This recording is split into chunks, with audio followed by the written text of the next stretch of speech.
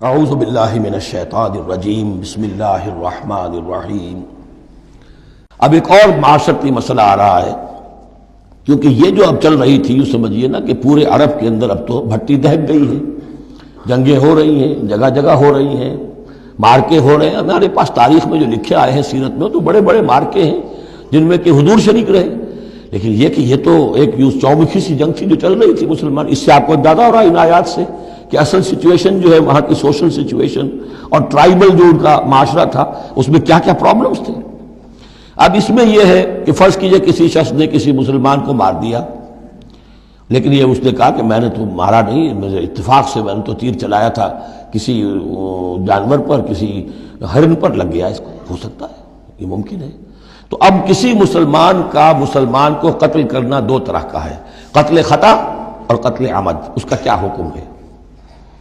ما کان للمؤمن ان یقتل مؤمنا الا خطا، کسی مومن کے لیے یہ روا نہیں ہے کہ مومن کو قتل کرے مگر خطا کے طور پر۔ نشانہ چوک گیا، کسی کو جان لگا، اب گاڑی ہے، ایکسیڈنٹ ہو گیا، آپ چلا رہے تھے، کوئی اس کے نیچے آ گیا، مر گیا، آپ تو اسے مارنا نہیں چاہتے تھے۔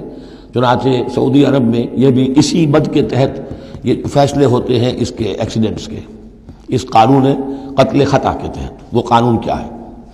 ومن قتل مومنا خطا، اور جو شخص کسی مومن کو قتل کر دے قتل خطا غلطی سے، فتحریر رقبۃ مومنۃ، تو ایک مسلمان غلام کی گردن کا آزاد کرانا، ودیۃ مسلمۃ الی اہلہ، اور دیت خون بہا اس مقتول کا اس کے گھر والوں کو ادا کرنا لازم ہے، الا ان یصدقوا، الا یہ کہ وہ معاف کر دیں، خون بہا دینا ہوگا۔ یعنی قتل خطا کے بدلے میں آپ قتل نہیں کریں گے، قتل عمد کی جزا میں قتل ہے، لیکن یہ کہ قتل خطا میں قتل نہیں ہوگا۔ قتل کی جگہ کیا ہوگا؟ ایک تو خون بہا، اور نمبر دو یہ کہ یہ جو گناہ ہو گیا تم سے سرزد، اس کے لیے گناہ کے اثر کو ختم کرنے کے لیے اللہ نے ایک حق اپنا رکھ دیا کہ ایک غلام کو آزاد کرو۔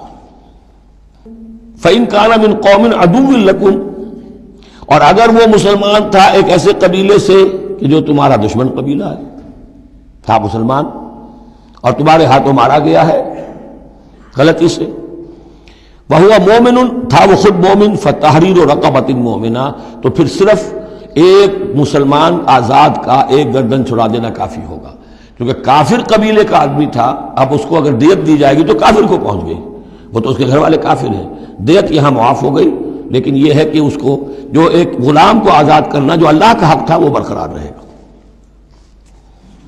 وَإِن كَانَ مِن قَوْمٍ بَيْنَكُمْ وَبَيْنَهُم مِيثَاقٌ، اور اگر وہ ہو ایسے قوم سے، ایسے قبیلے سے کہ تمہارے اور اس کے درمیان، اس کے قبیلے کے درمیان معاہدہ ہے، فَدِيَةٌ مُسَلَّمَةٌ، تو پھر وہی حکم آ جائے گا کہ دیت بھی دینی پڑے گی، حوالے کرنی ہوگی، اِلَىٰ أَهْلِهِ، اس کے گھر والوں کی طرف، اس کے وارثوں کو، وَتَحْرِيرُ رَقَبَةٍ مُؤْمِنَةٍ، اور ایک مومن کی گردن، ایک مومن جو ہے کہ جو مومن غلام ہو اس کا آزاد کرنا بھی ہوگا۔ فَمَن لَّمْ يَجِدْ، تو جو یہ نہ پائے، یعنی یہ جو اب دو حق ہو گئے، ایک ہے قید دیت، وہ تو مقتول کے جو ورثہ ہے ان کا ہے، اس میں تو معافی نہیں ہو سکتی، البتہ اللہ نے جو رکھا ہوا ہے کہ ایک مومن غلام کو آزاد کیا جائے، اگر کسی کے اندر اتنی مقدرت نہیں ہے تو اللہ نے نرمی کر دی اپنے حق میں، فَمَن لَّمْ يَجِدْ فَصِيَامُ شَهْرَيْنِ مُتَتَابِعَيْنِ، جس کے پاس اتنا پیسہ نہیں ہے کہ کوئی مسلمان غلام کو خریدے اور آزاد کرے تو وہ 2 مہینے کے پے بپے متواتر روزے رکھے، توبۃ من اللہ، یہ اللہ کی طرف سے اس کے جرم کا کفارہ بن جائے گا، اس کے توبہ کے قبول کا ذریعہ بن جائے گا۔ وَكَانَ اللَّهُ عَلِيمًا حَكِيمًا، اور یقیناً اللہ تو علیم اور حکیم ہے۔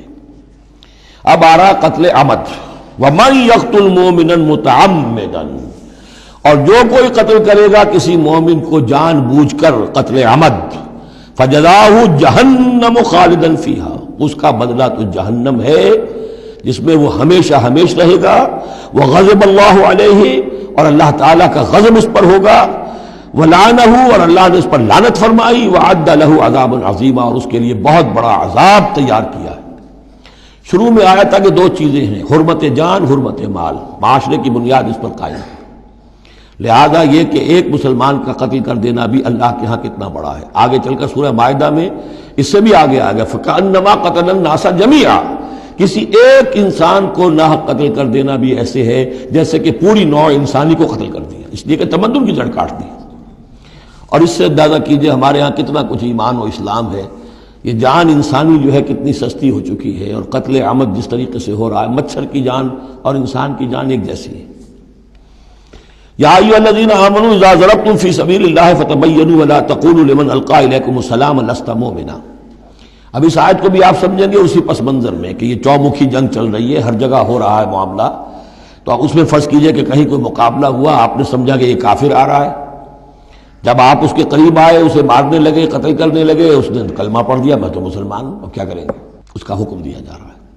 یا ایھا الذین آمنوا اذا ضربتم فی سبیل اللہ، اہل ایمان جب تم اللہ کی راہ میں نکلو، فتبینوا تو تحقیق کر لیا کرو، وَأَتَقُولُوا لِمَنْ أَلْقَى إِلَيْكُمُ السَّلَامَ، اور جو شخص بھی تمہارے سامنے اسلام پیش کرے یا سلام پیش کرے اس کو یہ مت کہو کہ لست مومنا، کہ تم مومن نہیں ہو. تمہیں کیا معلوم؟ ایمان کا تعلق دل سے ہے. دنیا کا سارا معاملہ اس کے اسلام پر ہوگا. اگر وہ کلمہ شہادت پڑھ رہا ہے اور اپنے اسلام کا اظہار کر رہا ہے، یو ہیو ٹو ٹیک ہم آن ہز ورڈز.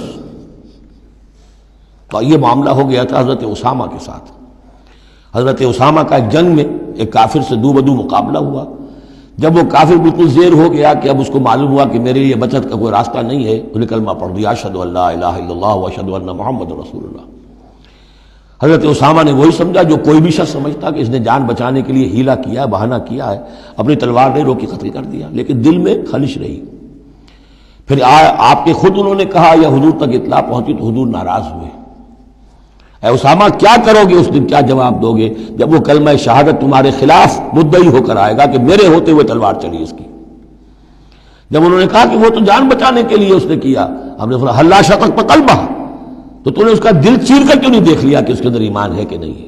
اس قدر غصے کا اور غضب کا انداز. وہی بات کہی جا رہی ہے. یا ایھا الذین آمنوا اذا ضربتم فی سبیل اللہ فتبینوا ولا تقولوا لمن القی الیکم السلام لست مؤمنا تبتغون عرض الحیات الدنیا. دیکھو تم دنیا کا سامان چاہتے ہو کہ اس کے پاس کوئی مال ہے، ہم اسے کافر قرار دیں، قتل کریں، مال غنیمت لے لیں گے. فعند اللہ مغانم کثیرہ، دل تھوڑا نہ کرو، اللہ کے ہاں بڑی غنیمتیں تمہارے لیے ہیں، تمہارے لیے بڑی بڑی مملکتوں کی غنیمتیں آنے والی ہیں. ان چھوٹی چھوٹی چیزوں کا اور اس کے اوپر اتنی حدود اللہ جو ہے اس سے آزادی نہ برتو. کذالک کنتم من قبل، دیکھو تم خود بھی تو پہلے ایسے ہی تھے. آخر ایک دور تم پر بھی تو گزرا ہے، تم سب بھی تو نو مسلم ہی ہو. ایک وقت میں تو تم میں سے ہر شخص کافر ہی تھا نا، مشرک تھا. کذالک کنتم من قبل، تو اتنی سمجھ لینا اللہ نے آپ کو توفیق دے دی، اللہ نے کلمہ شہادت آپ کو عطا کر دیا، رسول کی دعوت و تبلیغ سے جو ہے بہرہ مند ہونے کی توفیق دے دی، اللہ کا انعام مانو. لیکن یہ کہ اس طریقے سے لوگوں کے اس معاملے میں اتنی سخت روش اختیار نہ کرو. فمن اللہ علیکم، تو اللہ تعالیٰ نے تم پر بڑا احسان فرمایا ہے. فتبینوا، تو دیکھو تحقیق کر لیا کرو.